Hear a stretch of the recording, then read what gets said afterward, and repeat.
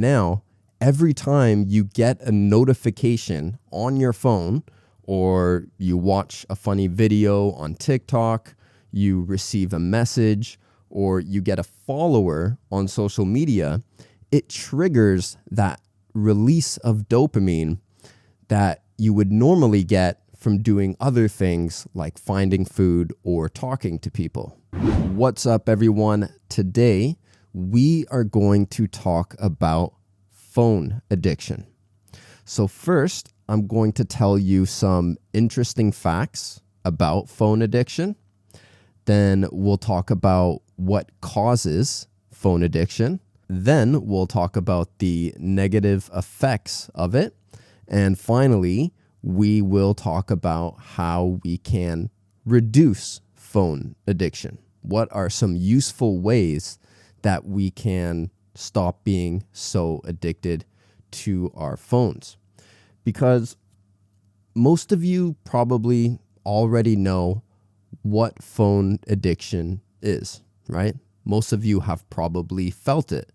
You might have it right now, or you might be trying to reduce the amount of time that you're on your phone. Phone addiction is something that is super common now in modern society. And it's not just young people, but older people as well. So phone addiction is something that affects almost everyone, myself included. I have a constant battle of trying to reduce my phone time and trying to not be addicted, trying to not scroll through shorts like on Instagram or YouTube. I don't use TikTok, but Instagram Reels and YouTube is pretty much the same thing. So often when I'm trying to work, like prepare a podcast or edit a video, just do something productive, I'm constantly fighting the urge to pick up my phone, which is definitely a sign of phone addiction. And when I do pick up my phone and spend some time scrolling, once I realize what I'm doing, I actually get kind of angry. I get like annoyed with myself, but also with the fact that we have this piece of technology that has been designed to take our attention, right? Like literally scientifically engineered to make you addicted to it.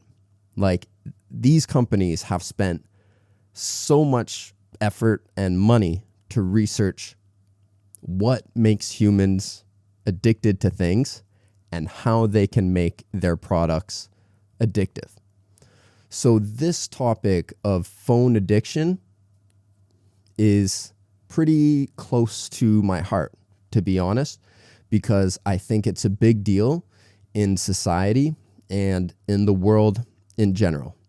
Okay, so before I tell you about some interesting facts about phone addiction, I just want to let you guys know that I just opened the What's Up English store at whatsupenglish.vn. And in that store, I'm going to be selling products like PDFs and audio files that are designed to be super convenient and useful. They're designed for you to be able to have it on your phone. And if you have, 3 or 4 minutes to study, then you can just open it up and listen to it to practice really useful things like vocabulary, pronunciation, communication.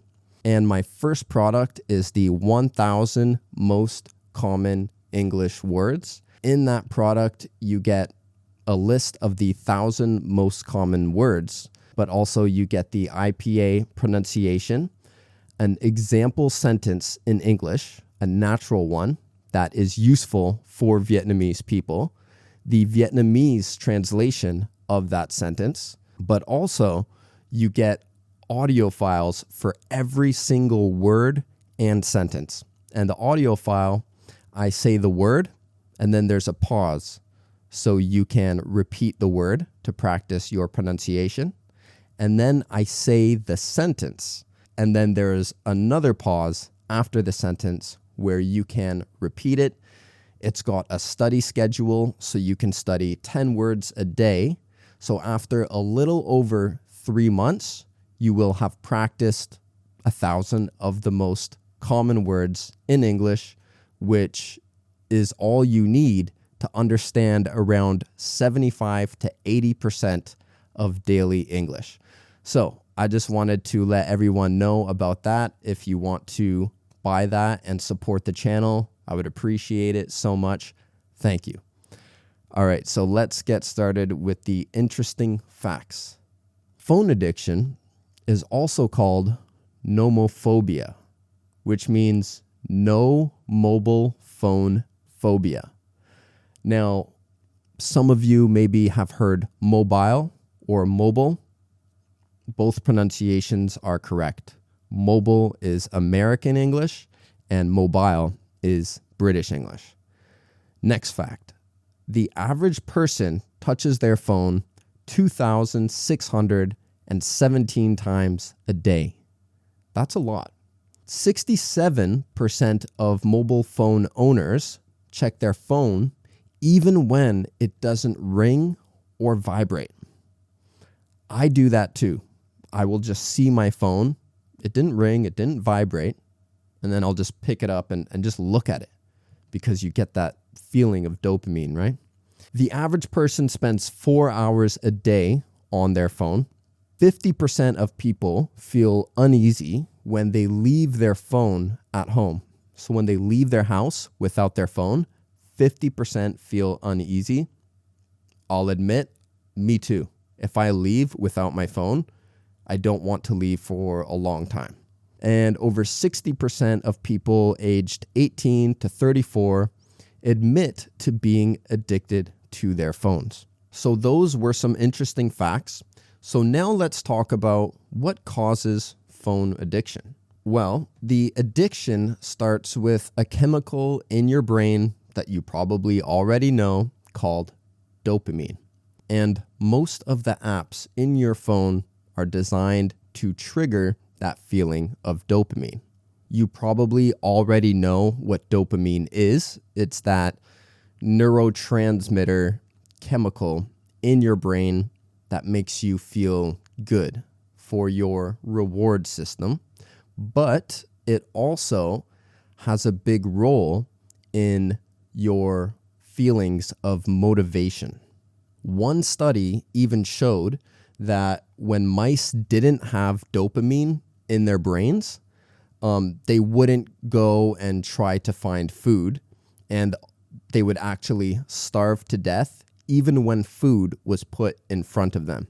So dopamine is extremely important to motivate us to go and do things that are important for our survival, like going out, socializing, finding food, and doing other things that keeps the human race alive, right? But the thing is, now, every time you get a notification on your phone, or you watch a funny video on TikTok, you receive a message, or you get a follower on social media, it triggers that release of dopamine that you would normally get from doing other things like finding food or talking to people. And every time that dopamine gets released, those pathways in your brain become stronger. And it feels good, so we want to keep doing it. Before we had phones, in order to get this nice feeling of dopamine, we had to go outside, talk to people, get food, maybe go hunting or go and pick plants or vegetables.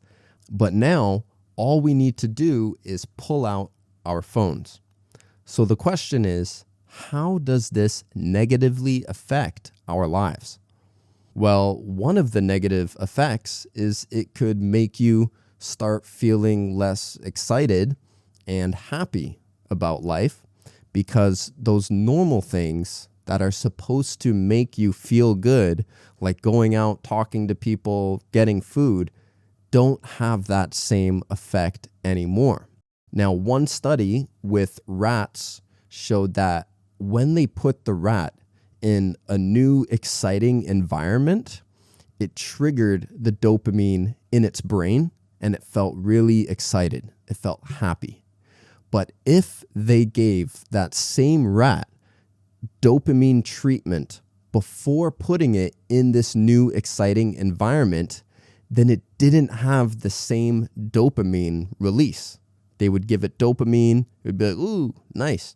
And then they put it in the new environment and it didn't feel excited as it normally should. That dopamine treatment is what our phones are doing to us. So when we go outside in an environment or do something exciting that should give us dopamine, it doesn't. So that's one negative part of phone addiction. But another negative part is that it decreases our attention spans. This decrease in our attention spans makes it harder to focus on tasks, right? Especially tasks that take a long time to do. And it also makes it harder to delay gratification. Now, to delay gratification means to wait in order to get the enjoyment from something. For example, if you have to write a script for a video and then edit it and do a whole bunch of things before you can post it and get the views, then it might be harder after using your phone all the time, because with your phone, it gives you instant gratification. But if you have to do something that takes time in order to get the enjoyment from it later, then being addicted to your phone will make that a lot harder. And this is especially hard with things that take a few months in order to see the results, like studying English, for example. You need to study English for months, if not years, before you start seeing really good results. And the instant gratification from our phones could make that more difficult to do. All right, so we know phone usage is bad. I think everyone knows that. But of course, it's really hard to stop using your phone because our brain wants it. It's just how we are designed. So how can we reduce the usage of our phones? Well, it turns out a lot of people are starting to buy dumb phones. And dumb phones are those phones that can't really do much. You can make calls, you can text, but browsing the internet is not convenient. You can't watch videos. So people have found it so hard to control their behavior that they just made it so they cannot do those things even if they wanted to. Because maybe you have tried deleting apps, right? I've tried that too. But when it's possible to download it again in 30 seconds, it's just a constant battle that you have to fight with yourself, and it can be difficult. So some people just get a dumb phone where it's not possible to download, and apparently it has been effective. So another thing you can do is turn your phone on grayscale, which means you won't see any colors. Everything is black and white, so the colorful icons won't attract your attention. Or you can use a minimalist launcher, which is what I use. You can see here. And what this is like, here is the home page. There's nothing on it except for a calendar. So when I open my phone, I don't see, Instagram or YouTube, and just, it makes it a little bit more difficult for me to go in, and it doesn't look exciting. So it really helps.